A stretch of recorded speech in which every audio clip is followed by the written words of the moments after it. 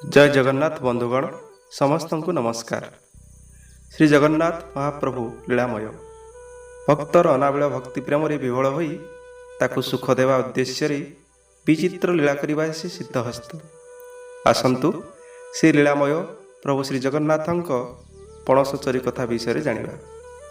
वीडियोटी को आरंभ शेष जाए देखा अनुरोध। एकदा महाप्रभु भक्त बलराम दास को कहते, दासे मोर आज पाचिला पणस खाइबा प्रबल इच्छा जाग्रत होउछि। प्रभु कामना शुणी भक्त कहिले, प्रभु एठारे अल्प दूर जड़े ब्राह्मण बगीचारे सुमिष्ट पणस पाचिछि, किंतु पणस तो गछरे, पुणी ब्राह्मण निजे जगुआली कौन करिबा? लीलाधर नटवर को कौन असंभव? पुणी चर्यकर्म से तो शिरोमणि। गोपपुर तो गोपी मान लवणी दही चोरी करवा तांकर नीतिदिनिया कर्म। एपरिक स्नानरता गोपी मान पारटा वस्त्र, उड़ा अनुड़ा निर्विशेष गोपांगना मान चित्त जे चोराइबारे आनंदित होउथिले, तांको निमंते पणस चोरीबा कि छार। रंग अधर चपल स्मित हास्यर छटा खेलाई चोर शिरोमणि प्रभु कहती, दासे एटा मो पाई कि बड़ कथा, चोरी करी खाई नेबा। तुमे तो मो सांगरे अछ, तेबे आज संध्यारे ए शुभ कार्यर समापन हो। विलंबित संध्यारे महाप्रभु बलराम दास पणस बगीचा पाखरे पहुंचती। भावमय लीलारे तो भगवान आश्चर्य विलीन हो जाए। भक्त को आनंद देवाई ता स्तर को खसी आसती। से ब्राह्मण टी संध्या कर्म घर को जाती जड़े लोक को जगई दी, मात्र तार एते कौन दायित्व? ग्रीष्मकाल संध्यार मंद शीतल पवन पर तार आखि लगिगला। जह्न आलोक छिटा पड़ू थाए। एणे ए दुई जन पणस चोर ए सुजोग बगीचारे पशिगले। पणस गछरे पाची महकु थाए। दासे गछरे चढ़िले। महाप्रभु तले कमल पत्र बिछाई ठिया हेले फल को धरने। गोटाए बड़ पाचिला पणस तोली दासे भगवान पाखक तलू पकईदेले। महाप्रभु तो बड़खिया, तांकू गोटाए तो पाइबनी, तेणु से आउ एक बड़ पाचिला फल खोजबारे लगिले। आलुआ मिशा पत्र गहଳରେ जगन्नाथ तो किसी समय धैर्य धरी रहिले, किंतु पाचिला पणस सुमिष्ट मधुर बासना आउ से सही पारे। विकल होई से पणस को भांगी कषामान खाइबा लगिले। कई क्षण मध्य पणसटा शेष हेले। 60 पौटी खाइला वाला पेट कि मन कौटी पुरुची गोटे पणसरे। बलराम दास आउ एक पणस पकईदेले, ताकू भी से उद्रस्त करिबारे लगिगले। पणस अधा खिया होईछि। बगीचार मालिक जगुआली आसबार तुंड शब्द शुभागला। महाप्रभु तो तले थांती। टखट नीलामय तुरंत भोजन छाड़ी से कंटा झटा दे बगीचा बाड़ डे पलाई गले। ज पलायती स जीवती। सुजीन पीताम्बर भी कंटा लगी चिरीगला। श्रीअंगरे किछि आंचुड़ा क्षत भी होईगला। भगवान तो पार हेले भक्त बलराम तो गछ उपरे तरबरे गचर डेई पड़िले जे गोड़ हाथ किछि मोड़ी होईगला। से भी रक्षा पाइबा प्रभु परी कंटा बाड़ डेई जिया बेले अनुरूप खंडिया खाबरा होईगले। महाप्रभु आगे आगे आउ दासे तांको पछे पछे एकामुआ होई दौड़ती बड़देउड़ को।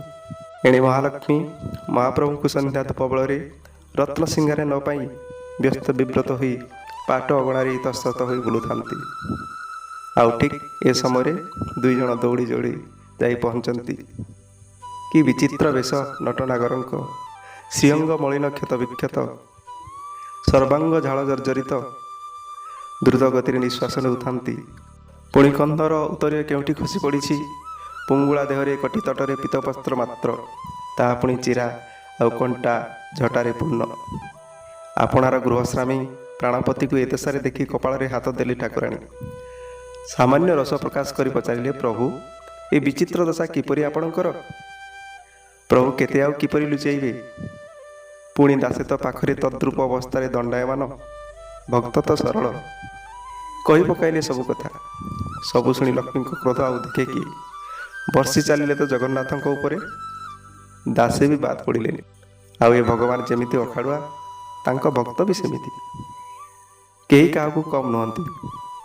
कथारे परा अछि, सुंडी साखी माताल। महाप्रभु तो तलकू मुह पोती पाद नखरे भूई चिरुथांती। भक्त आउ सही पारे नहीं।